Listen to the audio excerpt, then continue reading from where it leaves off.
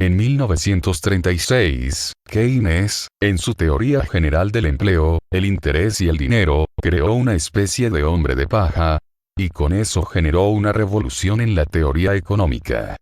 El hombre de paja fue J.B. Say, y su famosa ley de los mercados. Stephen Keats califica a la teoría general de un intento en forma de libro extenso de refutar la ley de Say. Pero para hacerlo, Keynes distorsionó gravemente esa ley, y en general toda la teoría clásica. Como Keats pone de manifiesto en su libro, La ley de Say, y la revolución keynesiana. Keynes hizo una interpretación errónea de la ley de Say, y lo que es todavía más importante, estaba equivocado en lo que se refiere a sus implicaciones económicas. ¿Cómo se equivocó? En la introducción que escribió para la edición francesa de su teoría general, en 1939, Keynes afirmó que la ley de Say era un tema central de la teoría macroeconómica. Keynes escribió: creo que la teoría económica, hasta hace muy poco y en todas partes, ha estado dominada por las doctrinas asociadas al nombre de J.B. Say. Es verdad que la ley de los mercados, hace tiempo fue abandonada por la mayoría de los economistas, pero ellos no se han liberado de sus supuestos básicos, y en especial de la falacia de que la demanda es creada por la oferta. Sin embargo, una teoría basada en este supuesto, es claramente incapaz de abordar los problemas del empleo y del ciclo económico.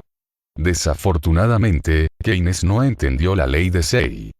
Incorrectamente la expresaba diciendo que esa ley afirma que la oferta crea su propia demanda, una distorsión de su sentido original. En efecto, Keynes alteraba la ley de Say para obligarla a afirmar que todo lo que se produce automáticamente se compra. Y por consiguiente, según Keynes, la ley de Say no podía explicar el ciclo económico. Keynes falsamente concluía: por lo tanto, la ley de Say es equivalente a la proposición de que no hay obstáculo alguno para la consecución del pleno empleo.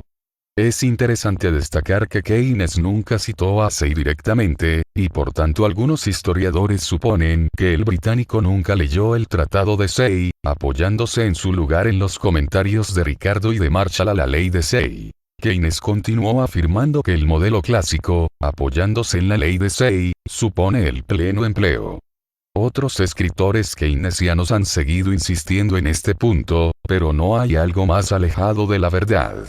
La existencia de paro no impide que se lleven a cabo producciones y ventas, que son el fundamento de nuevas rentas y nuevas demandas. En realidad, Say utilizaba precisamente su famosa ley, para explicar las recesiones que experimenta la economía. Y por lo tanto esa ley era el fundamento mismo, de la explicación clásica del ciclo económico y del paro. Como dice Keats, la posición clásica era que el paro involuntario no solo era posible, sino que ocurría a menudo y con graves consecuencias para los desempleados. La ley de Say establece que las recesiones de la economía no están ocasionadas por una insuficiencia de la demanda agregada, la tesis de Keynes, sino por un desajuste en la estructura de la oferta y la demanda. Según la ley de Say, el hundimiento de la economía se produce cuando los empresarios se equivocan en sus cálculos respecto a lo que los consumidores desean comprar, dando lugar al almacenamiento de productos sin vender, lo que a su vez, les induce a recortar sus planes de producción, a despedir trabajadores, a que las rentas desciendan y a que el consumo también lo haga. Como aclara Keats, la teoría clásica explicaba las recesiones demostrando de qué manera, los errores cometidos a la hora de producir bienes durante la fase alcista del ciclo económico, pueden dar lugar a que algunos bienes queden sin vender, y sus precios no cubran sus costes de producción.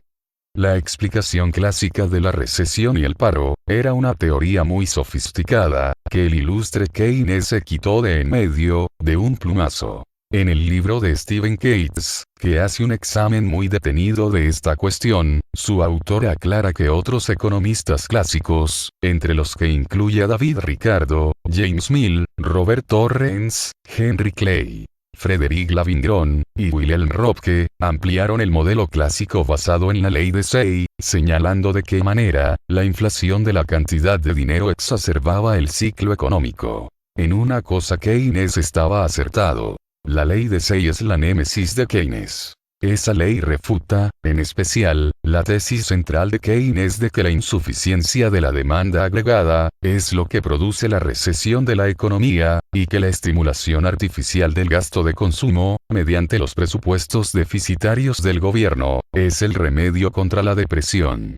Keynes escribió: Say sabía con toda claridad que las economías pueden, y de hecho, experimentan periodos de depresión prolongados. Pero él se tomó el trabajo de argumentar por qué los aumentos en los niveles de consumo improductivo, no son un remedio para un nivel deprimido de la actividad económica. El consumo, ya sea productivo o improductivo, utiliza, en efecto, recursos económicos, pero solo el consumo productivo, es capaz de dejar en su lugar algo que tiene un valor equivalente, o superior.